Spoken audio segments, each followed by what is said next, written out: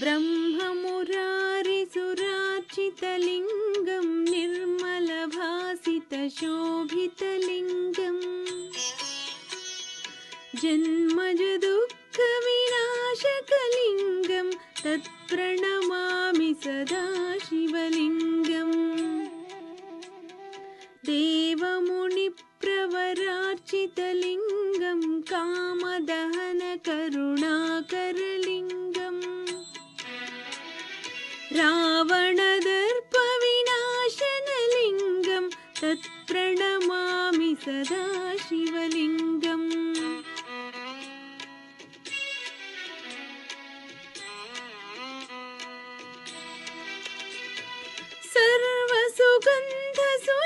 सर्वसुगन्धसुलेपितलिङ्गं बुद्धिविवर्धनकारणलिङ्गं सिद्धसुरासुरवन्दितलिङ्गं तत्प्रणमामि सदा शिवलिङ्गं कनकमहामणिभूषितलिङ्गं फणिपतिवेष्टितशोभितलिङ्गम्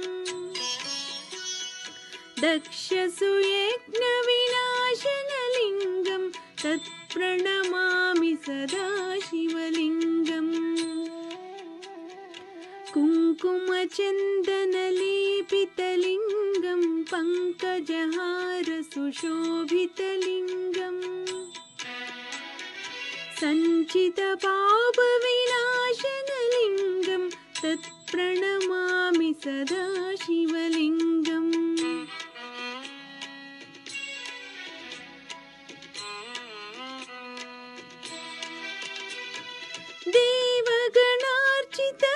देवगणार्चितसेवितलिङ्गं भावैर्भक्तिभिरेव च लिङ्गं दिनकरकोटिप्रभाकरलिङ्गं तत्प्रणमामि सदा शिवलिङ्गम् अष्टदलोपरिवेष्टितलिङ्गं सर्वसमुद्भवकारणलिङ्गम् अष्टदरिद्र्यविनाशनलिङ्गं तत्प्रणमामि सदा शिवलिङ्गम् सुरगुरुसुरवरपूजितलिङ्गं सुरवनपुष्पसदार्चितलिङ्गम्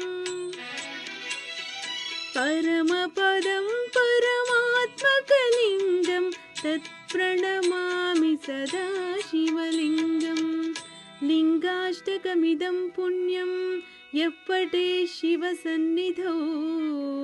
शिवलोकमवाप्नोति शिवेन सह मोदते।